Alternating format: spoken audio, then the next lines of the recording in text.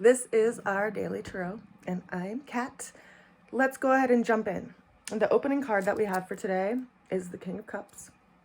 The challenge that we're working with is the Nine of Pentacles. The way that we're going to get through the challenge is the Queen of Pentacles. And then the overall outcome for the day is the Four of Wands. So we had a lot of people in these cards today. The opening card being the King of Cups. So this is a fixed water energy, and it's associated with the sign of Scorpio. So it speaks of this situation or condition that's in flux, that's in the midst of being changed and transformed. And it is speaking of this energetic of emotions that are being pressurized kind of under the surface. And so we're working with this today. We're working with these energies that we know about, but maybe not everybody else knows about in our lives. And we have that going on underneath the surface while we at the same time have our face to the world. So this is telling that, despite how we show up, there's a lot going on underneath the surface. And it's interesting because this card is associated with Scorpio, right? It's a fixed water sign. Right now we have in Pisces, which would be in trine to Scorpio, we have both Jupiter and we have Neptune. And then we also have a lot of energetics in Capricorn. And so that has this sextile relationship with Scorpio. So there is this influence that's happening right now by way of help that's bringing help to our emotional nature by way of all of these changes that are going on. It's like it's working on us. Now, the challenge that we're facing for today is the Nine of Pentacles. So we may be in this space, like yesterday I had spoken about this kind of hesitancy to move forward, but we can also isolate ourselves in that. And so when we look at this person, they are in this place of kind of rest, right? The person in this card is sitting in a garden and they have a bird sitting on their arm and they're harvesting their fruit, the sugars in life, and they have this bit of separation from the world. So it typically is speaking to this energetic of leisure and accomplishment and completion around some kind of material concern.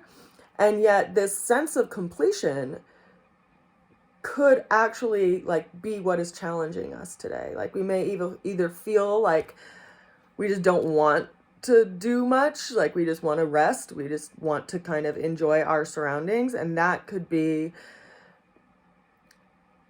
counterintuitive to this energy that is happening out in the world, because we are having kind of like our sleeping giants inside of ourselves be woken up, much like all of the sleeping seeds and dormant perennial plants are being woken up slowly over the next couple of weeks as we embark into spring. So this is this energetic of like we have to kind of pull ourselves out of this sense of completion because we still have work to do. Now, the way we're going to get through the challenge is the Queen of Pentacles. So this is a card that's associated with Capricorn, one of those energies I was just referring to that has a lot of planetary movement happening in it right now, a lot of transitions. So we have Pluto that's been sitting in Capricorn for many years. We have Mercury that just came out of retrograde that is within just a couple of degrees of Pluto. So we're seeing these transformations that need to take place that are going on underneath the surface, and possibly where we feel hesitant to move forward. This is reminding us that we have to hold our values in front of us and continue to strive toward it, because this Capricorn energy, which is mentioned in this card, this is a cardinal earth energy card. The Capricorn energy is that which is the mountain goat energy. It sees where it wants to go on the mountain and it climbs it without fear. And so we have to consider that, what our life path is and what we want to do, because this Nine of Pentacles card is more of a card of leisure and like retirement, right? Like this person has come to a sense of completion around their material situation in life, and now they have this space of rest that they've created for themselves. But the work is not yet done, right? And we can see that there's these different phases in our lives that we go through and we transition through, and then we just get to the next phase. So right now we're all embarking in this next chapter of our lives. And I say that because we just had the nodes switch signs, and they tend to give us an arrow that aims towards the direction that we need to go in life. So we just had the south node, strangely enough, move into Scorpio, which is things that we need to let go of and release. And then we have the north node that just went into the opposite sign of Taurus, which is where we had Uranus sitting for a couple of years, bringing about a lot of change. And now we have the north node that just shifted into that sign, and it's basically giving us an aim in that change.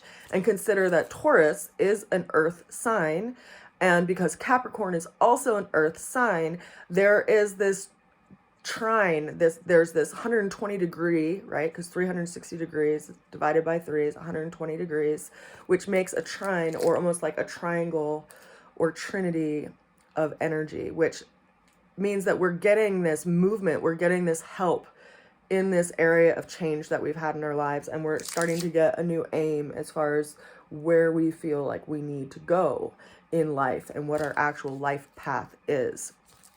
Now, the final card that we have for today is the Four of Wands, and it's kind of interesting that this has come up because, you know, the Nine of Pentacles has this energy of rest and like accomplishment, like you've gotten somewhere where you've achieved something, and so now you're able to kind of sit back and enjoy it.